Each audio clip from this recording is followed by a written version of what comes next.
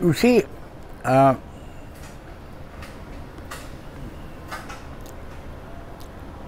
remember that I'm coming from Islam and then the Anglo-Indian phase of culture and education and all that. Yeah. and then moving on to socialism, and then moving on to Marxism, and then leaving Marxism behind. So when I had to go beyond Marxism, then I felt the need for the term mentology. Then I felt the need for that term. Because what was beyond Marxism, what was beyond socialism? Religions came earlier, philosophies came earlier. The Communist Manifesto was written in 1848, in the middle of the 19th century. Karl Marx died in 1883. And Soviet Union was created in 1917. So socialism came, and then other countries became socialist. Cuba, etc., Czechoslovakia, etc.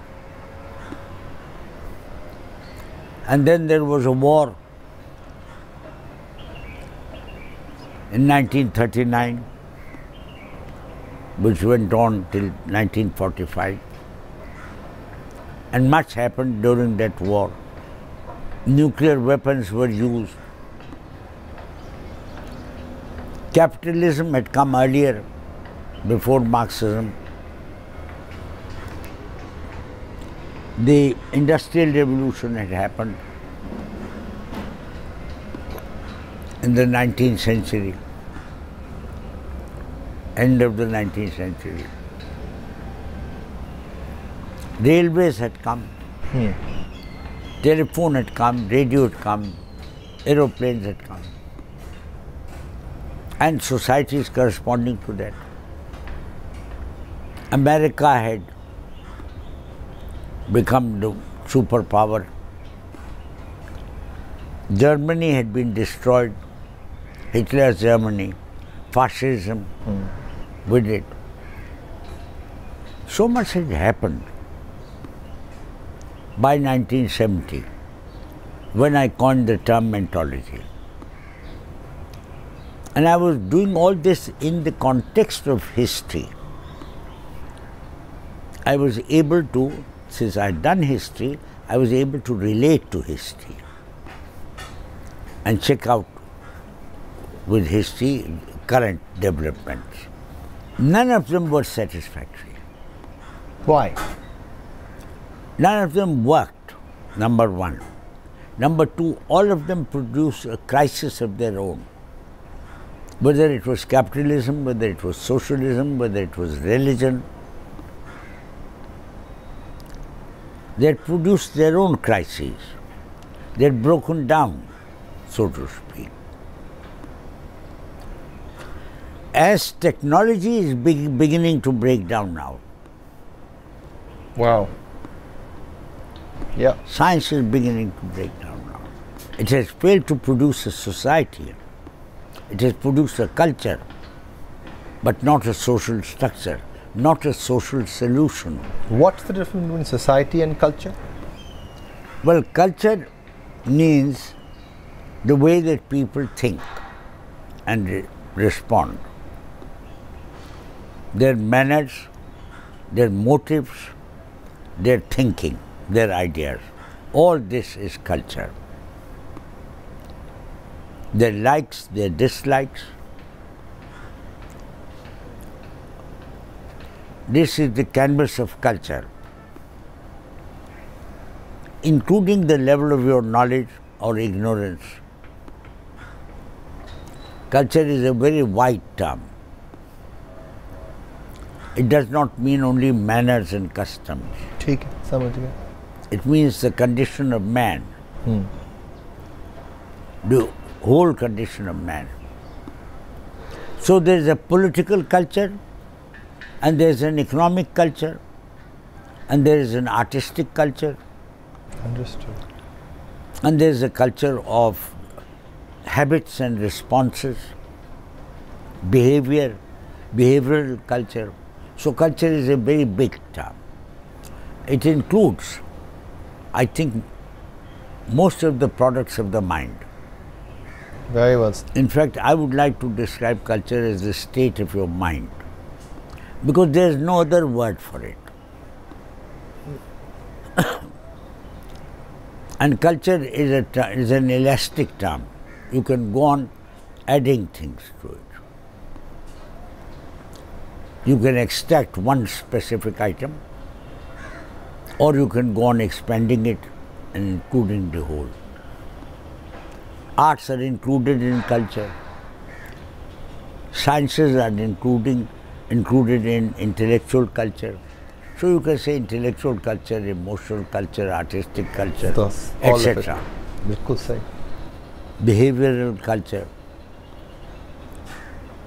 So culture is a big word. The way that men live and act and do. And society is? And what is society? Society is a numerical collection of people who are working together, who are interconnected. If people are unconnected, then it is not a society. But people who are connected. This is going to. So, if people are not connected, then they will not be able to. This is not a society. They are not society. If they are disconnected. Understood. I would not like to say not connected. I would like to say disconnected. Then they are not a society. But connected people are a society. But when people connect together, don't they form cultures as well? Of course they do. Of course they do. Okay. So all society has a culture. Okay. All societies have a omnibus culture and subcultures. बिल्कुल सही. बिल्कुल सही. So when I came to this point in my own story, in my own journey as an individual, then I realized, having surveyed all the things that I had gone through, religions, theologies, philosophies, political systems, different societies, agricultural societies, industrial societies, and technological societies, because by 1970s technology lots of technologies had come in. Had emerged. बिल्कुल. So then I had to rethink a little more in order to digest all the ground that I had covered over a quarter of a century. Actually, I had started reading before I was 15, but still I said that when I started thinking, so roughly at least a quarter of a century's intensive mental journey. So then I was looking at the thing as a whole. And for me, the point of departure was when I found serious flaws in Marxism and in the socialist, communist, political and economic system. Then I had to begin, I was obliged to rethink. Now, I used one tool, mental tool, throughout, consistently, since the beginning. And that was history. Reasoning. Reasoning, okay. So, my methodology, my basic methodology was to reason with facts. The logical connection between facts, different facts, which are interconnected. The logic which connects them is reasoning. It is verifiable.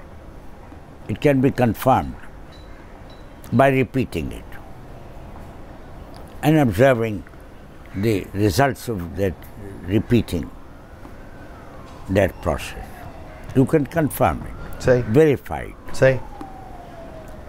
And that, incidentally, has been the methodology of science. Absolutely.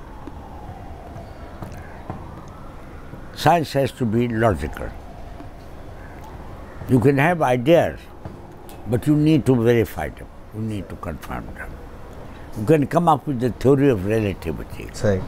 But you need to verify. But you have to verify it.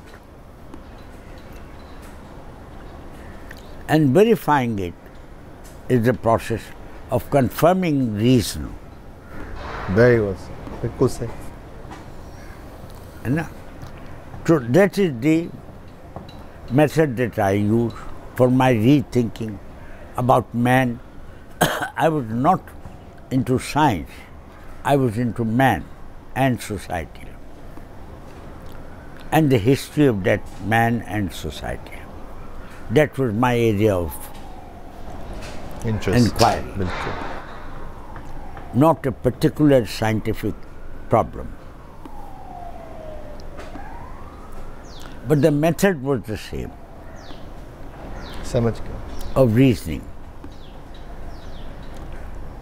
So when I started to reason with all this material which I had collected over a quarter of a century, and Noor, of course I did this intensively. It was not a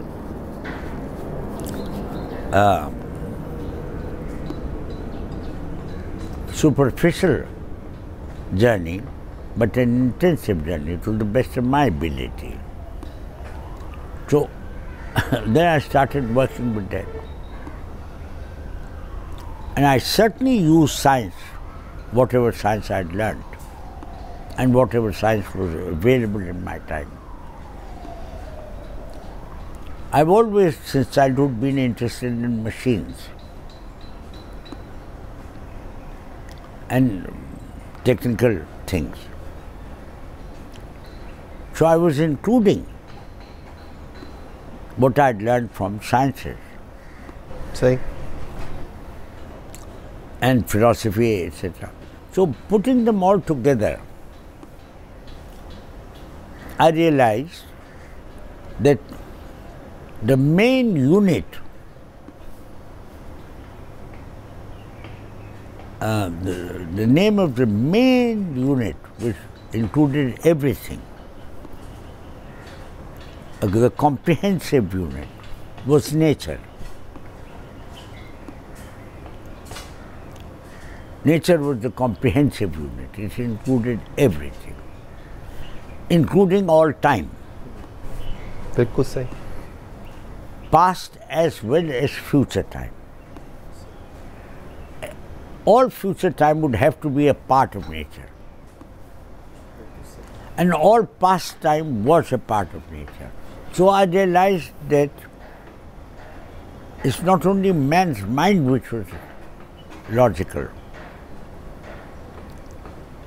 or could reason,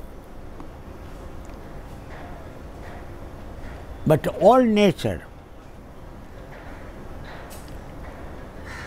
from the past to the future, had to be logical. It could not be illogical. Wow. The reason was that nature was in a dynamic state. Kept on changing. Didn't stay the same at all. Yeah. Kept on changing through cause and effect. Wow. Understood. Not just changing. Not changing whimsically. Not changing randomly, but through cause and effect. Wow. Amazing. That was the common factor in all nature, past and future. And cause and effect is the mother of reasoning, is the mother of logic. Wow. That is where logic comes from. You observe cause and effect and you have logic. reasoning should be a mirror of logic, Very well said. as in nature. बिल्कुल सही. And nature included man. बिल्कुल सही. Nature included prophets. The aliens, if they exist, The all aliens, the other if they exist, they bloody well have to be a part of nature. all cultures, all civilization, The planets, the all universes. species. Wow, that's groundbreaking. Such a simple concept, but we never looked at it like that. At least I never thought of it like So that. that gave me a structure, a framework. And then I coined the term universal logic of nature. Universal. And from that I deduced the term mentology. Mentology is a pursuit of the logic of nature in relation to the mind.